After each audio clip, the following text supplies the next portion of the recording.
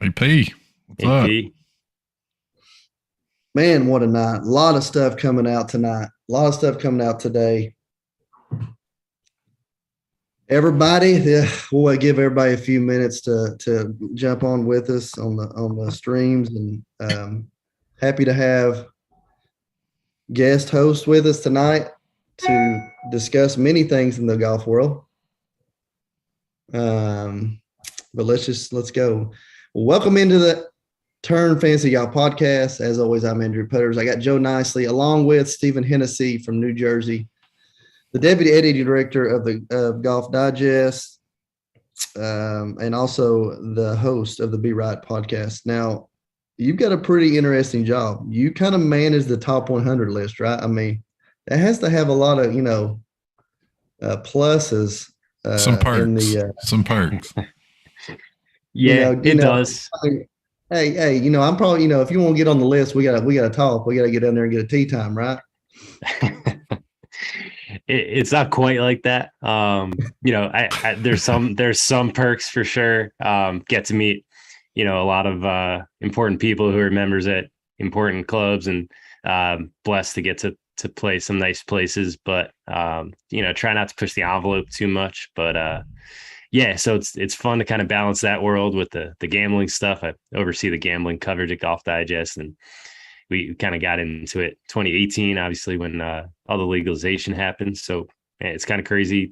Now we're 5 years in, and always fun to jump on these podcasts and, enjoy the work you guys do. So, good to be with you guys. Yeah. I mean, I've got a ton of questions to ask. So, do you feel like the golf kind of pushed against the gambling like other sports have, or do you think they wildly accepted it just from your angle? Yeah. It's interesting kind of the reverse that golf has done. The PGA Tour did. They're definitely embracing it.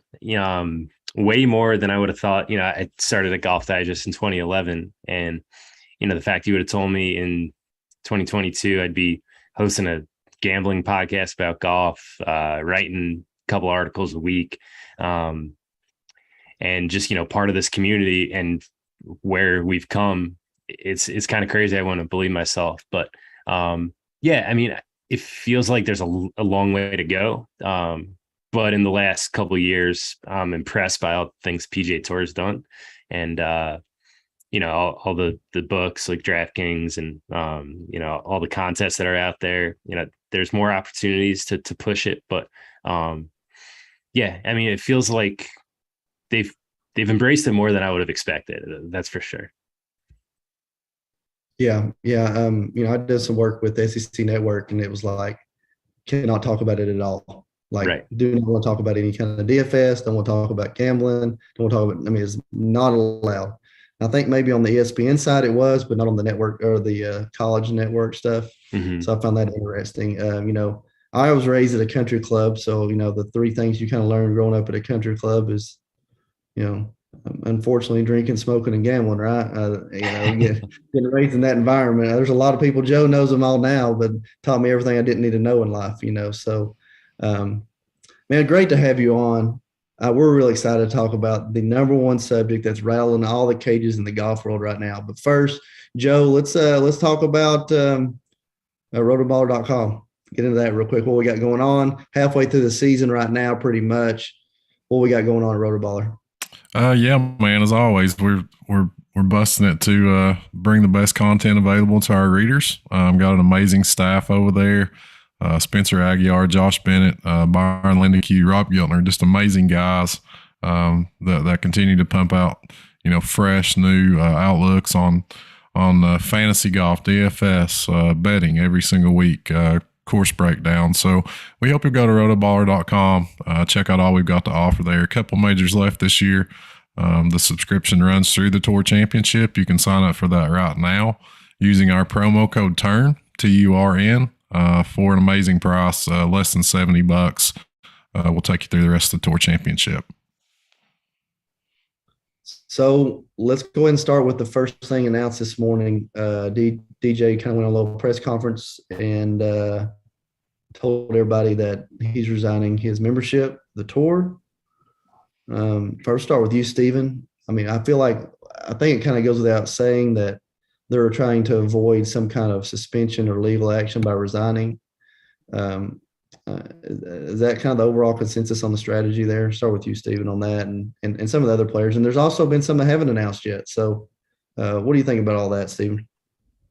Yeah, I think it's Dustin Johnson and these other guys, putting a clear line in the sand and saying, we're going forward with the LIV Golf League. And to your point, I think it's absolutely trying to distance themselves from any litigation down the road. We actually had Kevin Na's caddy, Kevin Harms, on our podcast, talked to him Monday night. And, it was a tough decision for these guys. Kevin and Kenny, talked about this for years. And so for this to finally be here, I think, resigning from the PGA Tour is kind of a step that maybe no one really expected. But when you step back and consider the advantages that might have, and that's not to say that, they can't come back in the future potentially. And the other thing is they could also accept non-member sponsors exemptions, which, I'm not sure if that'll actually happen, but that's what this resignation kind of allows. So, down the road at a FedEx Cup event, that's something that they're able to do. So whether or not that happens remains to be seen. But yeah, kind of a crazy day. And, I'm not sure if we expected Dustin Johnson to be part of that resignation group, but understand why he had to do it. Yeah. Once you saw the first resignation sign, I felt like it was a domino effect and more were going to come because that was just my first thought on it. First of all, the couple of guys that they have announced all 48, correct? I mean, so people don't understand, or people that are living off of the Twitter world, 48 players. They're having a draft, which they had today. They're going to have teams, which actually amazing team names, by the way. Oh my God. The logos are actually pretty awesome. I was like, I need some merch over here. But Phil Mickelson makes his first public appearance, and Lord, Joe, I sent you that picture earlier. This is what finding yourself looks like. I'm good where I'm at. Joe, the poker world tried to do this, 4 years ago with their little World Poker League or whatever. And now the golf's trying to do it without talking about poker in general.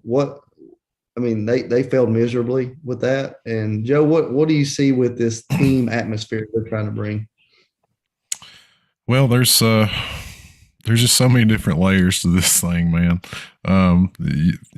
Stephen touched on Kevin Na's resignation, and DJ followed suit with that, and kind of the benefits or drawbacks of that. I think there's probably some retirement pension type stuff also at play there with that. And another layer, as you mentioned, is kind of the team aspect of this, which it's kind of been pushed to the back burner. I think initially when kind of talks of a new league started, 18 months ago, however long it's been now, really before the Saudis were even involved. I think one of the kind of the big aspects was the team thing. When we had the other group that was considering starting a new league, but I think it's something that could be cool. We all know that the Ryder Cup is one of the best sporting events in golf. Now, obviously, we're not going to get anywhere close to the drama of a Ryder Cup because it is, tradition and countries involved. But, I think it's something that could be cool, and a draft could be cool. It kind of incorporates some fantasy aspects into things. But, Steve and I were talking before we started recording. It just seems like there's a pretty big ineptitude on the part of the guys that are kind of controlling this, whether it's Greg Norman and kind of trickling down from there. But this whole rollout's kind of been handled in a wild fashion. So to answer your question, I don't know, man. There's not a playbook for covering this. There's not a playbook for what these players are doing by leaving the PGA Tour. There's not a playbook for the league itself. So it's kind of just learn as you go, and all the stuff's hitting us, and we're just kind of reacting to it. It feels like it's coming fast and furious here lately. Yeah. Do you feel like, take away the last media presence that we've seen in this in the last, 3 to 6 months, the negative publicity and people stepping out and saying, trying to make it, possibly making it political in the papers and stuff like that. Do you think that overall Greg Norman won here? Is it like threw the first punch and he won here, or do you think he failed miserably in this first attempt? Either one you want to go about. I don't think there's any separating the political issues from this league. And I think that's one of the biggest issues. There again, Steve and I were talking it's kind of the great hypothetical is what if a Mark Cuban or an Elon Musk or a Jeff Bezos was starting this golf league? There's a completely different complexion to the whole thing. Greg Norman's kind of been a punching bag from the start of this thing. I think kind of been a laughing stock in a lot of ways, but I also think he's making some headway here. It might not feel like it right now, but I think DJ was a big get for him. We all kind of knew the Phil thing was coming down the pike. Taylor Gooch, not so much because he's Taylor Gooch, but because of his age and of his standing, I think is a big surprise and a big get for them. So I think that Norman's kind of went a little more than folks thought, at least initially. I think this is a very serious threat. I'm interested to hear Steven's thoughts on that, but I think this thing kind of flew past the joke point and into the PGA Tour's pretty worried.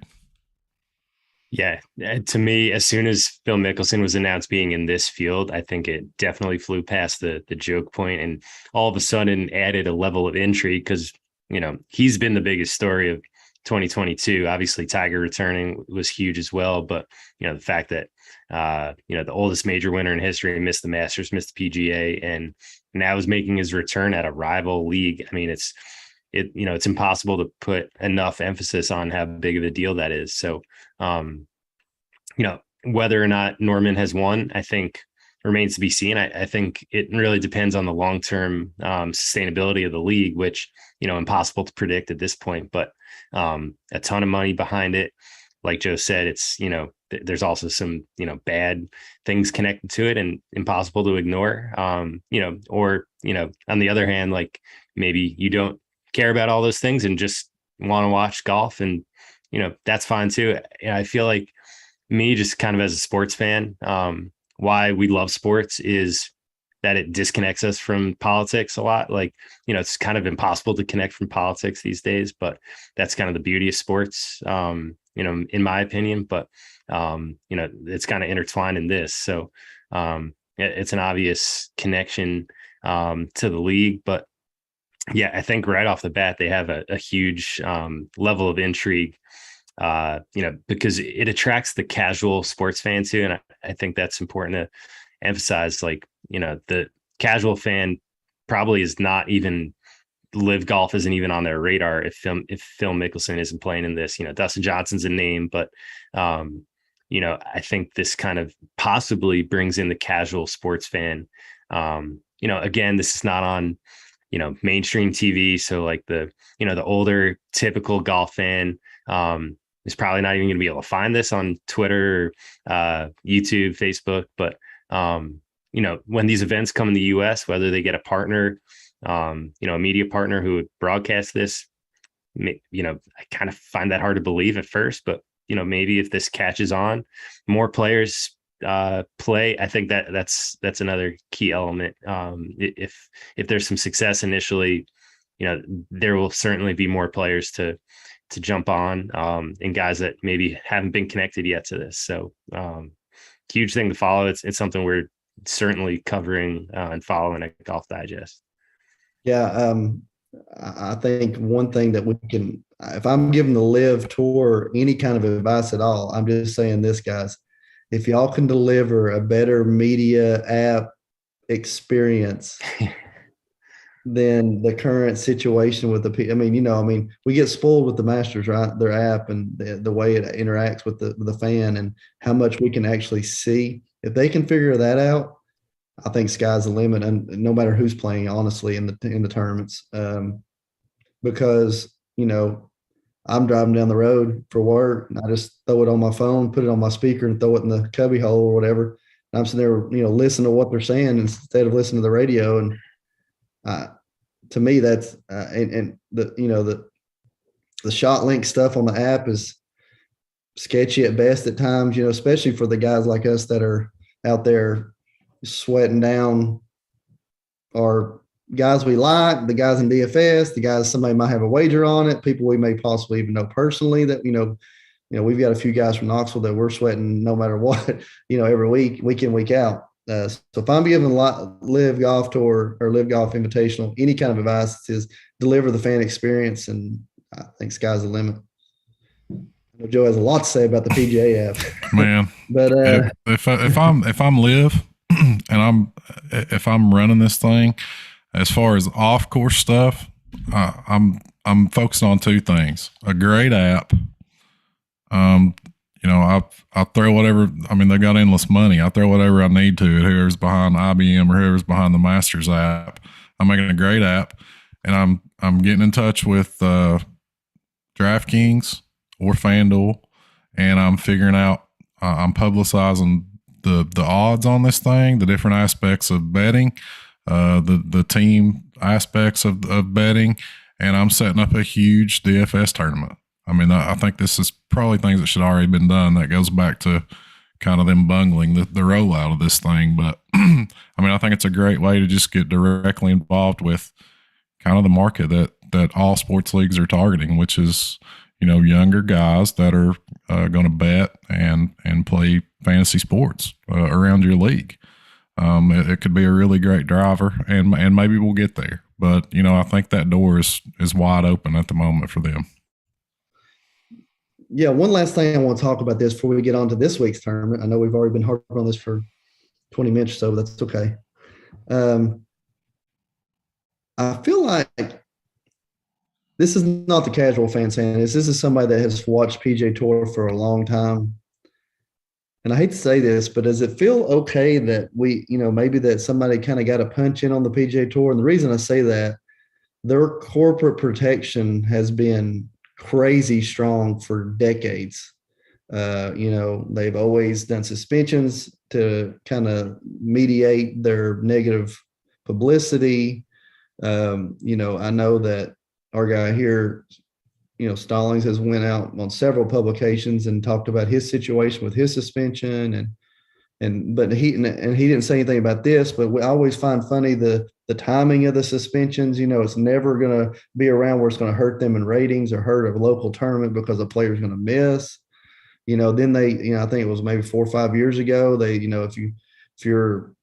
if Discover Card, Visa, or UPS sponsor you, you cannot be a part of the FedEx Cup Series, which that's wild to me. I know it's corporate protection, but it's obviously a different league than anything we've ever seen. So does it feel bad to say that I feel okay that maybe somebody got a punch in on the PGA Tour in this aspect?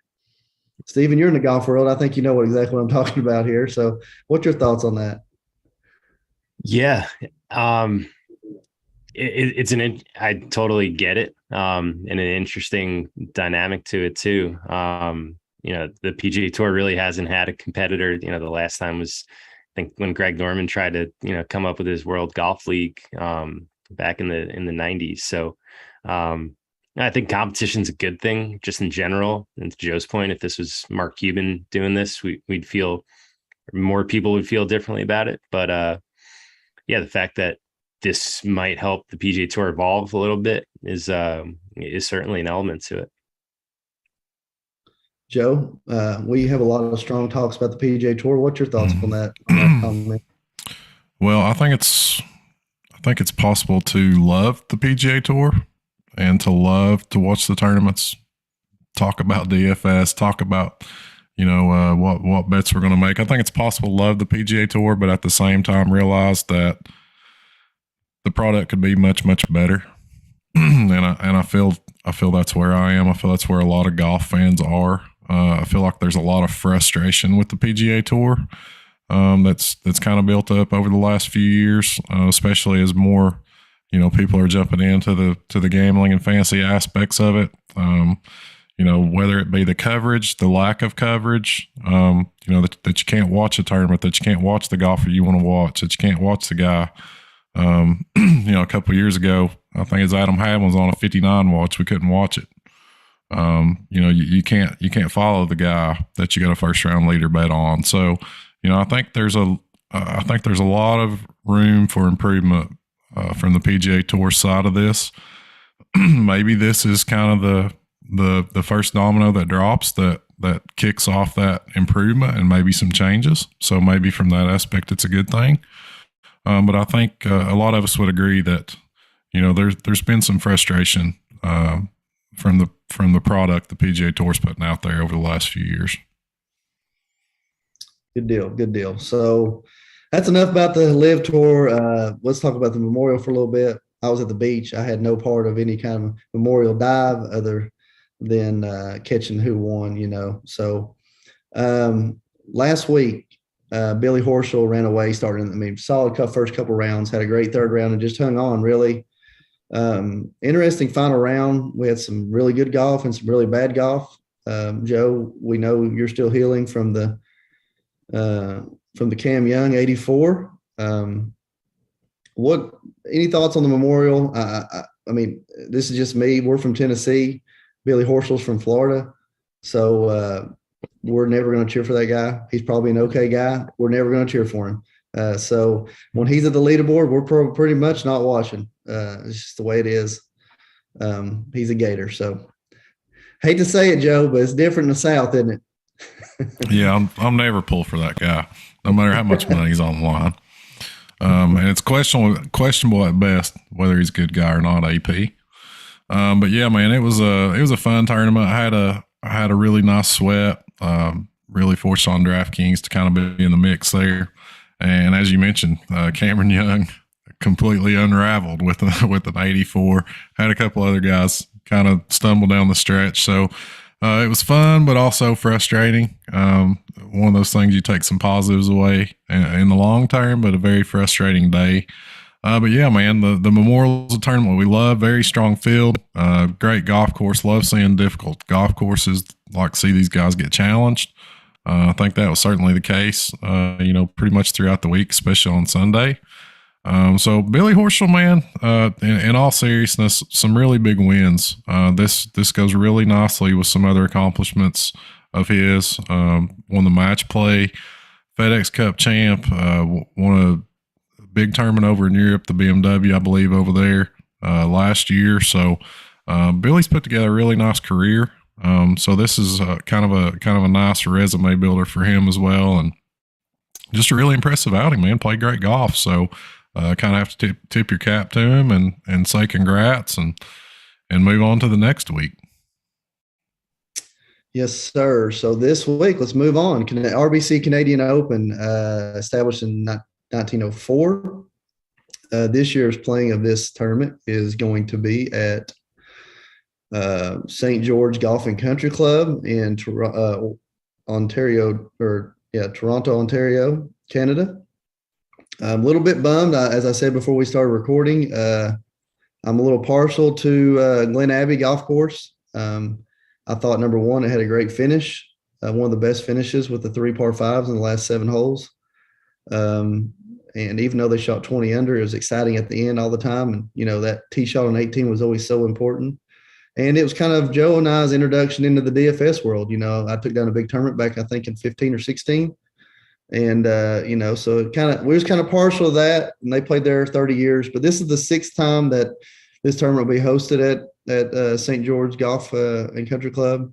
It was designed or built in 1929 by Stanley Thompson. That's been renovated in 14 by Tom Doak and Ian Andrew. But, you're in the golf world a lot closer than we are. Doak is big into these redesigns, right? Renovations. He's big time. Yeah. Known for, the putting surfaces Tom Doak works on, tend to be pretty diabolical. He obviously worked under Pete Dye. And, I think that's what you're going to see here. Really small greens, like 4,000 square feet on average. And, they did the redesign and kind of rebuilt those greens back in 14. But really historic golf course. It's in our top top 100 in the world, Golf Digest. So top 3 course in Canada. And yeah, kind of fun to see these guys attack this kind of a course. It's a obviously shorter par 70. So, we haven't seen it since Carl Peterson won in 2010. And, not much length has been added. I think there'll be some rough, kind of similar to Memorial, probably not as penal, but yeah, it'll be a test, but I would still imagine these guys will go pretty low. Yeah, I'm looking forward to any small green golf tournament. I'm a huge fan of. Anyway, big test. Par 70, 7,000 yards roughly. A little bit above average speed at 12.0 on the Stimpmeter estimated.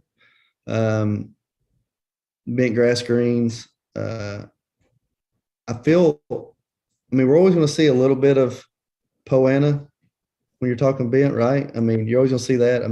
Like our host club is bent, but right now it's Poana until it gets real hot in the summer. So, bent grass fairways, bent grass tees, Kentucky bluegrass rough. You're going to see some big divots. Bent grass fairways, you see some big divots. So I'm looking forward to it. I don't remember seeing this golf course in the past. I know it was there several years ago, but I don't have much of a memory of this course in particular. So let's get into the DraftKings slate, and I'm going to hand the show over to Joe now. Stephen, great to meet you. Can't wait to talk to you again about golf in the future. Guys, knock out the slate. Let's dig into it, man. We got some big names up the top this week, and it gets pretty thin after that, Steven. We usually kind of zone in on the top of the board, so we'll start up the top. We got 10K and up: Sam Burns, Shane Lowry, Cam Smith, Rory McIlroy, JT, and Scotty Scheffler. An extremely strong group up at the top, but as I said, as we move down, things get pretty ugly pretty fast. Give me your thoughts up at the top of the board, man. What you're kind of looking for overall this week on this golf course, and who sticks out to you up at the top? Yeah, it's tricky to play the narrative game, but the week before a major, always kind of try to gauge these guys' motivation a little bit, and I think sometimes that could cost you a little bit, fall into that narrative, but for that reason, I'm probably, not leaning toward, the Justin Thomases, Rory McIlroys, even though Rory has great history here at the Canadian Open. But I feel like Cam Smith is someone, you're paying a pretty big price for, but I made the mistake of fading him last week, and that cost me a little bit, but he's just playing so well. And, his iron play is he's probably not given enough credit for how well he's striking his irons right now. He's, top 1, top 2 strokes gained approach. And then that short game, I think that's really going to be clutch here at St. George's. So, I'm not going to bet it outright, but DFS wise, I could see starting your lineup with him. And then the rest of the guys, kind of pick or choose, look at guys par 3 scoring maybe, because there's 5 of them, but Cam Smith kind of sticks out as interesting to me. Yeah, I'm with you a lot. I really like Cam this week. We had Byron Lindeque, the Model Maniac, on last week, and he was all in on Cam Smith. Played really well at Memorial, kind of fell off over the weekend, but he's having a great year. I was there for the PGA Championship. Unfortunately, it was kind of a weird week in that he lost over 3 strokes putting. That's something we're very rarely going to see from Cam. You mentioned the irons, and just such a huge uptick in the consistency there. First in this field in strokes gained approach over the last 12 rounds, as you mentioned. So yeah, and I think from a DFS perspective, focusing on GPPs, I think we're going to see his ownership, probably the lowest of this kind of 10K and up bunch. Maybe right there with Sam Burns as far as being on the bottom end of the scale. But I think you'll see people gravitate, very easy to understand, gravitate to JT, gravitate to Scheffler, gravitate to Rory. And these are certainly guys that I think can play well this week. JT kind of had that hangover week at Colonial. You feel like maybe he's ready to refocus. with the U.S. Open coming up. We saw Scheffler play really well at Colonial, and Roy's played well since the Masters. So, with the depth of this field, I would maybe don't mind trying to lean stars and scrubs and seeing if I can fit two of these guys in, with the mid range being so weak this week. As we move down into the 9Ks, Steven, who's sticking out to you there? We got some solid players. The quality doesn't run out here, but we see some kind of guys up here, an HV3 at 9,700, an Adam Hadwin at 93, Munoz at 9,200. Some pricing that's kind of tips you off to what's in store for you as you move on down the salary scale. So give me your thoughts on the 9K range, man. Yeah.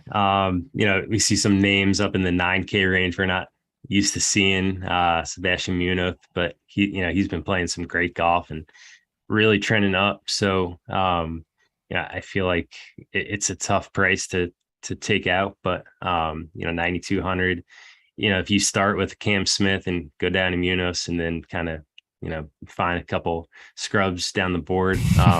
I like Adam Hadwin as well. Again, 9,300, tough, but everyone's kind of all in on the Canadian narrative. Corey Connors, I totally get that. Apparently, Connors has been out at St. George's a bunch in the weeks leading up to it, but Hadwin's ball striking is really been solid the last couple months, and that par 3 scoring, like I mentioned, he's fourth in this field in the last 36 round strokes gained par 3s. So he's my bet outright in the Golf Digest column, and tough at 9,300, but I bet you'll get some leverage at least, because I don't think a lot of people are going to pay up for that. Yeah, it's one of those kind of off-putting price tags. I think HV3 is another one at 9,700, even though he's had a great year. I think people are going to be pretty scared by that price. You'll see a lot of people going to Matt Fitzpatrick. You'll see a lot of people going to Corey Connors, who had his best outing in quite a while last week at the Memorial. Had a T13 there, played well. Tony Finau's interesting to me. Certainly stumbled out of the gates this year. Has been a tough season. It's been a long time for him coming around, but 2 top 5s in his last 4 starts. Had a runner up in Mexico, a T4 at Colonial. You got any interest in Tony Finau there? Kind of at a, when we take into relation the rest of this scale, kind of a reasonable price tag at 9,400. You got any thoughts on Tony? Yeah, he's certainly someone who could just kind of overpower this place, and ball striking's kind of looking better and some better results lately. If you're kind of building a more balanced approach, I think Finau makes sense. Same with Hatton too. Hatton is probably going to go low owned as well, and I could see him kind of getting up for this event, maybe where some of these guys near the top wouldn't. So Finau obviously has some decent upside, and even if top 5 Tony doesn't get the win, it wouldn't surprise me to see him contend. Yeah, it's always a concern with Tony is his actual ability to close the deal. And you can maybe say the same about Corey Connors, who's a very consistent producer, but just has 1 win on the PGA Tour. So those are concerns there with those guys, even though I like both. Guy I'll touch on really quick, a couple guys down at the bottom of the scale. Chris Kirk is a player that's really been going along nicely this year up until last week. Had a bad ball striking week at Muirfield. Those numbers can be kind of skewed on that golf course, but certainly his worst iron week of the season. But outside of that, man, had gained strokes tee to green in every single start of 2022. I like him on a golf course of this length. So I'm very interested in Chris Kirk there. And I'll say the same about Keith Mitchell, maybe not to the same degree, but he's been excellent off the tee, which I think is going to be pretty important this week. So I like kind of sticking with those guys there around that 9K price point, and Chris Kirk and Keith Mitchell. You got any thoughts on those guys? Are those some guys you maybe will consider rostering this week? Yeah, Kirk stood out to me as well. Betting him top 10, to your point, shorter venue kind of plays into his strengths. The wedge game has been really good. tee to green. And yeah, I think Memorial is just a really long golf course for Chris Kirk. So I'm willing to throw out those approach numbers. Yeah. We touched on it there. This golf course is just a shade over 7,000 yards, very short by modern standards. Kind of immediately Colonial, which we just visited a couple weeks ago, pops to mind. Harbortown pops to mind. Maybe Sedgefield and the Wyndham pops to mind. For you guys looking for comp courses out there, some of the shorter ones on the tour. As we move down in the eights, man, I'm trying to keep up with all these WDs. Guys are dropping like flies. Patrick Reed WD today.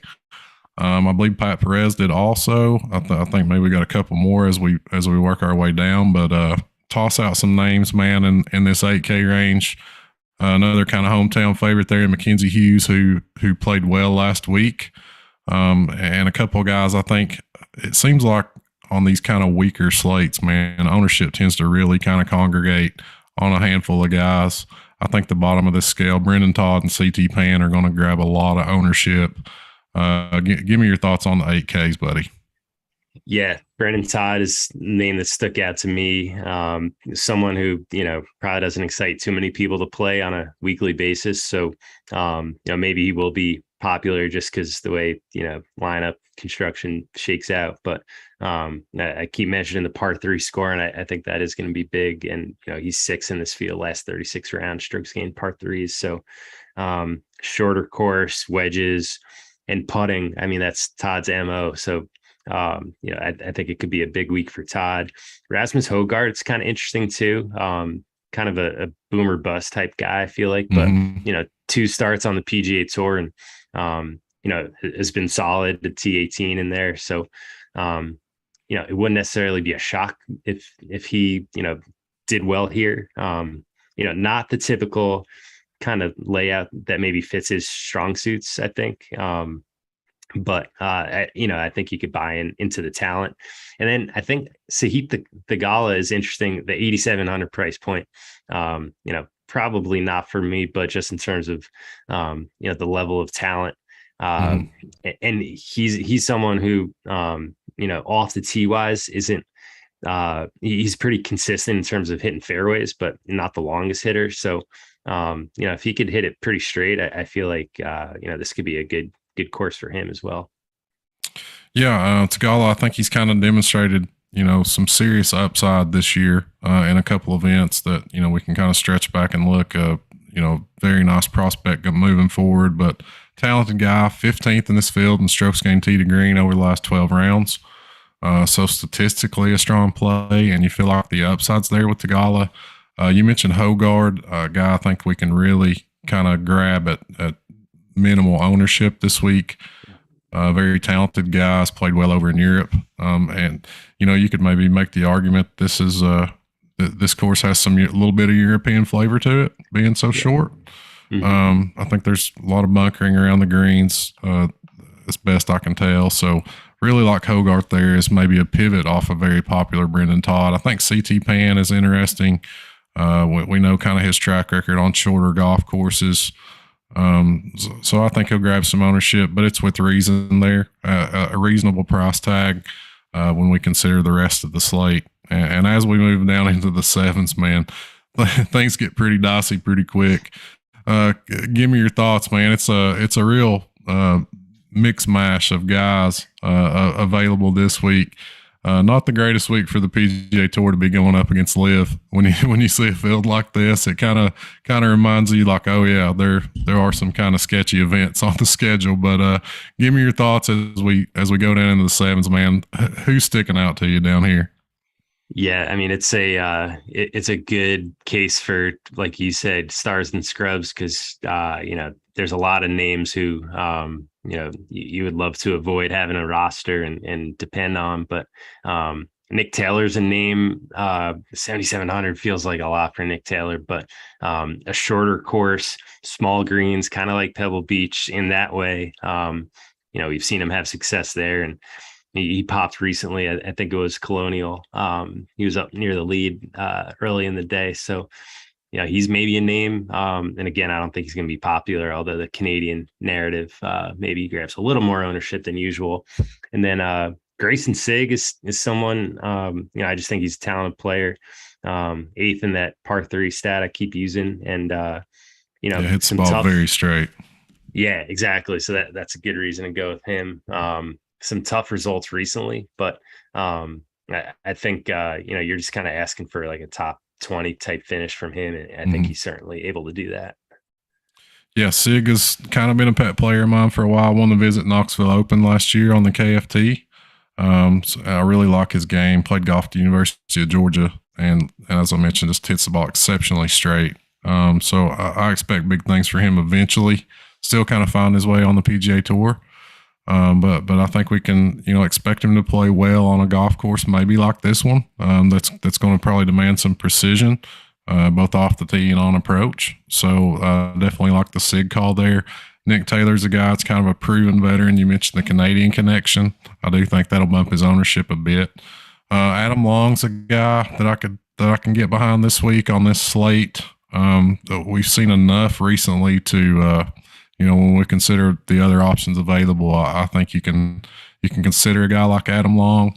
JJ Spawn's interesting, a player that under normal circumstances I would circle on this golf course. Had a terrific year, grabbed a win earlier in the year, but it's kind of tanked recently. So it's one of those things where you don't really know where to put Spawn. Under normal circumstances, I'd be there, but in his current form, it feels like more of a GPP type dart throw, and you can say that for a lot of guys down through here. And Austin Smotherman, I feel like people are going to gravitate towards. He's a name folks know and like playing in DFS. There is some good iron play there. Alex Smalley's a young player that I like to play from time to time.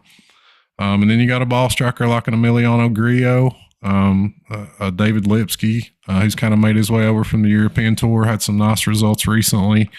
So there's a lot of ways you could go. I'd toss JT Poston out there at the bottom of the 7K scale. We've seen some encouraging results from him lately, and Adam Svensson as well, another Canadian. If we want to follow that narrative, who's an excellent ball striker.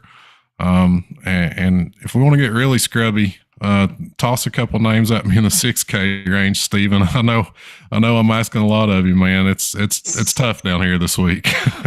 Yeah, it's a little tough for sure. Some names we're not even used to seeing in a PGA Tour event down at the bottom. But I feel like Adam Schenk is someone you could probably trust to get through to the cut. We saw him play really well at the Memorial, really low ownership.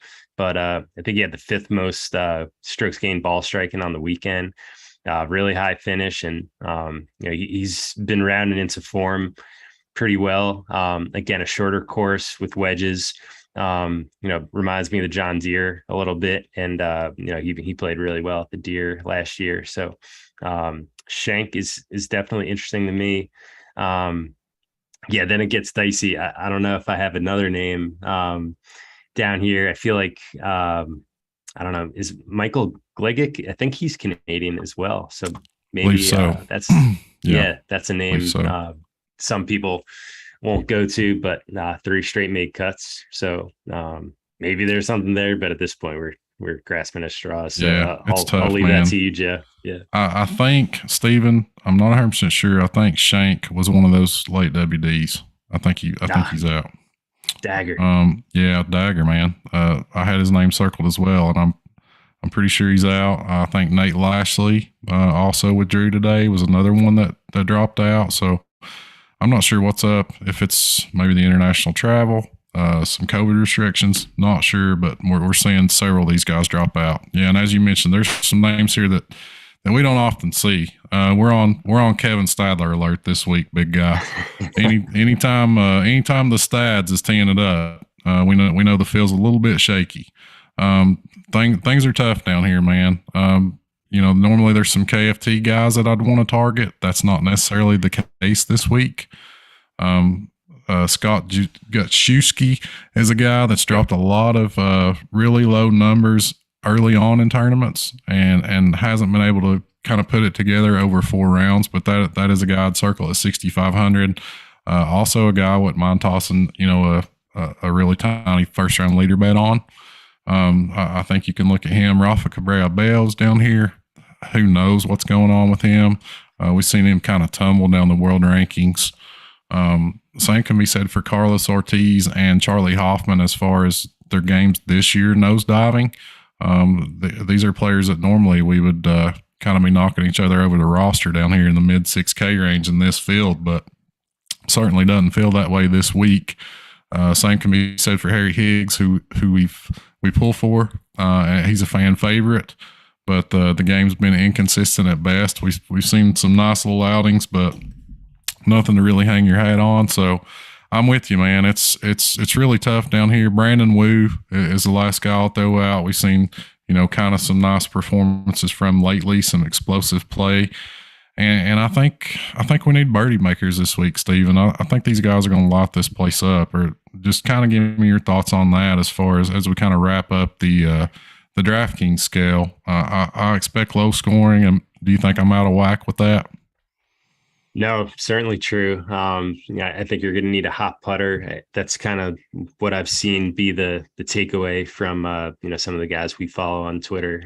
If you look back at 2010, which is tough to do, that's a long time ago, but Carl Peterson, certainly not known for his long hitting back in the day, more known as a short game guy. So you're gonna need to go low for sure. I don't know if like at Camilo Villegas, he could go low. Again, maybe like a first round leader type dart throw, but I think you're spot on in terms of what we should expect this week.